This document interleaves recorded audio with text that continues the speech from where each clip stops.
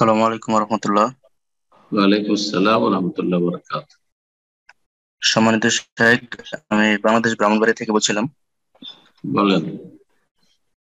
শেখ, আমার প্রশ্ন হলো যে আমরা আহলে হাদিস হবার পর থেকে পবিত্র কোরআন ও বিশুদ্ধ হাদিস দিয়ে লিখিত যে কোনো আলেমের লেখা বই পড়তাম, কিন্তু আপনার মানহাজ সিরিজ আলোচনা শোনার পর থেকে শেখ আব্দুল হামিদ ফাইজি, ডক্টর আসাদুল্লাহ আল গালিব এবং প্রফেসর ডক্টর আবু বকর জাকারিয়া হাফিজাউল্লাহর মতো নির্ভরযোগ্য আলেমের বই পড়ে থাকি। তো বর্তমানে ইখওয়ানি এবং খারেজি আলেমরা কোরআন ও সহিহ হাদিসের রেফারেন্স দিয়ে বই লেখা সত্ত্বেও আমরা তাদের বই পড়া এবং প্রমোট করা থেকে বিরত থাকি। অনেক আহলে হাদিস ভাই আমাদেরকে প্রশ্ন করে যে কোরআন ও সহিহ হাদিস দিয়ে লেখা ইখওয়ানি ও খারিজিদের বই পড়লে এবং প্রচার করলে আমাদের কি কোনো পাপ হবে এবং মুসলিম উম্মার কি কোনো ক্ষতি হবে? তো ওনাদের প্রশ্নের জবাবে আমরা কি বলতে পারি? জি, দেখেন, আল্লামা আলবানী রাহিমাহুল্লাহ এই জন্য এই বিষয়টি বিস্তারিত আলোচনা করে বারবার করে তাগিদ করেছেন যে কোরআন সুন্নাহ মানতে হবে আলা ফাহমে মানহাজিস সালাফিস সালেহ। কোরআন সুন্নাহকে বুঝতে হবে যেমন ভাবে সালাফে সালেহ সাহাবায়ে কেরামগণ রাসূলুল্লাহ সাল্লাল্লাহু আলাইহি ওয়াসাল্লাম থেকে বুঝেছেন, তাবেঈনগণ সাহাবায়ে কেরাম থেকে বুঝেছেন, তাবেঈনদের থেকে বুঝেছেন। আর এর ভিন্ন যদি হয় যে না কোরআন হাদিস আমরা নিজের মতো করে বুঝবো, তাহলে সে বা তারা অবশ্যই পথভ্রষ্ট।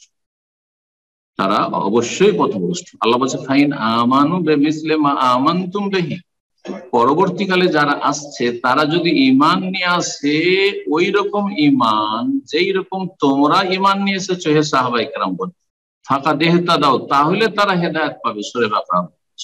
তাহলে সাহাবাই কেরামদের বুঝটাকে সামনে রেখে যদি কোরআন হাদিস না বুঝে স্বেচ্ছাচারিতা করে স্বাধীনভাবে কোরআন এবং হাদিস, এটা তো খারেজিদের দলিল। খারেজিরা আলী রাদিয়াল্লাহু তাআলার বিরুদ্ধে, মুআবিয়ার বিরুদ্ধে, সবার বিরুদ্ধে যখন উম্মতে মুসলিমার পুরো উম্মতে মুসলিমের বিরুদ্ধে অল্প কিছু খারিজি জঙ্গি যারা বেরোলো আলী রাদিয়াল্লাহু তাআলার আমলে, তারা কি বলেছিল? তারা তো কোরআন আয়াতই বলেছিল, ইনিল হুকমা ইল্লা লিল্লাহ, আল্লাহ বলছে যে হুকুম চলবে শুধু আল্লাহ। হ্যাঁ, কিন্তু এটা বুঝলো এই আয়াত নবী সাল্লাল্লাহু আলাইহি ওয়াসাল্লাম যেভাবে সাহাবায়ে কেরামদেরকে বুঝিয়েছেন, কেবারু সাহাবায়ে কেরামগণ যেভাবে বুঝিয়েছেন সেভাবে তারা বুঝে নিজের বুঝকে বড় মনে করেছে। বলেছে যে হুকুম চলবে আল্লাহর, আর তুমি যখন মাঝখানে তৃতীয় পক্ষ সালিস মেনে নিলে, তৃতীয় পক্ষ আমাদের মাঝে বিচার করবে, আলী কেন মানলে, সুতরাং তুমি কাফের, মাওবিয়া কাফের, নাউজুবিল্লাহ, সব কাফের। পথভ্রষ্ট হয়েছে কি হয়নি? যারা এই জঙ্গি তারা কি কোরআন আয়াত পেশ করে না? কাতিলুল মুশরিকিনা কাফা কামা ইউকাতিলুনাকুম কাফা, বলে না? হ্যাঁ, ফাকতুলুল মুশরিকিনা হাইসু ওয়াজাদতুমুহুম, বলে না?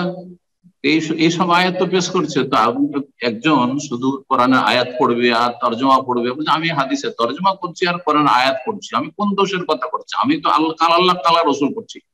এই ফর্মুলাটি আসলে গোমরাহদের, পথভ্রষ্টদের ফর্মুলা। কোরআন এবং হাদিস পড়ছেন ঠিক, কিন্তু কোরআন হাদিসের বুঝটা আপনার বুঝ নাকি আপনার চাইতে বড়রা যারা রাসূলুল্লাহ সাল্লাল্লাহু আলাইহি ওয়াসাল্লাম থেকে নিয়েছেন ইলম তাদের বুঝ, এটা অবশ্যই জরুরি। আল্লাহ যেন বোঝার তৌফিক দান করেন। যতগুলি ফিরকা বেরিয়েছে সবাই কিন্তু কোরআন আয়াত পেশ করে, কে কোরআন আয়াত পেশ করে না? তবলিগ জামাত কোরআন আয়াত পেশ করে না, কিন্তু তাদের বুঝ।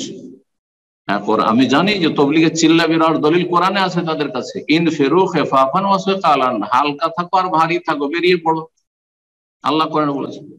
কিন্তু আয়াতের পটভূমিকা, প্রেক্ষাপট কি? আল্লাহ বলছেন জিহাদের জন্য বেরো। হ্যাঁ, হালকা থাকো অথবা ভারী থাকো, মানে অবস্থা ভালো থাকুক ও মন্দ থাকুক, মানে সচ্ছলতা থাকুক অথবা অসচ্ছলতা অভাব থাকুক, যে কোনো অবস্থায় রাসূলুল্লাহ সাল্লাল্লাহু আলাইহি ওয়াসাল্লাম হুকুম হলে তোমরা বেরিয়ে পড়ো। এরা বলছে যে না, তোমরা ভাই সময় লাগাও, সময় লাগাও, চিল্লায় বেরিয়ে পড়ো, যে কোনো অবস্থায় যুবতী স্ত্রীকে ছেড়ে দিয়ে চিল্লায় বেরিয়ে পড়ো, খেফাফা ওয়া সিকালান, বুড়ো বাপ মাকে ছেড়ে দিয়ে বেরিয়ে পড়ো, বাপের একটা ছেলে তার সংসারের কাজকর্ম সমস্ত জমি জায়গা ব্যবসা বাণিজ্য সবকে বন্ধ করে দিয়ে বেরিয়ে পড়ো। এগুলো হচ্ছে তবলিগি ব্যাখ্যা, জামাত ইসলামী ইখওয়ানীদের ব্যাখ্যায়। আর যে আকিমুদ্দিন মানে দিন কায়েম করা মানে গদি কায়েম করা, এটা সাহাবায়ে কেরামদের ব্যাখ্যা নয়, এটা তাবেঈনদের ব্যাখ্যা নয়, এটা তাবেঈনদের ব্যাখ্যা নয়, এটা ইমাম আবু হানিফা, শাফি, মালিক, আহমদের ব্যাখ্যা নয়, এটা মওদুদির ব্যাখ্যা। কথা বোঝা গেছে? আল্লাহ বুঝার তৌফিক দান করুন।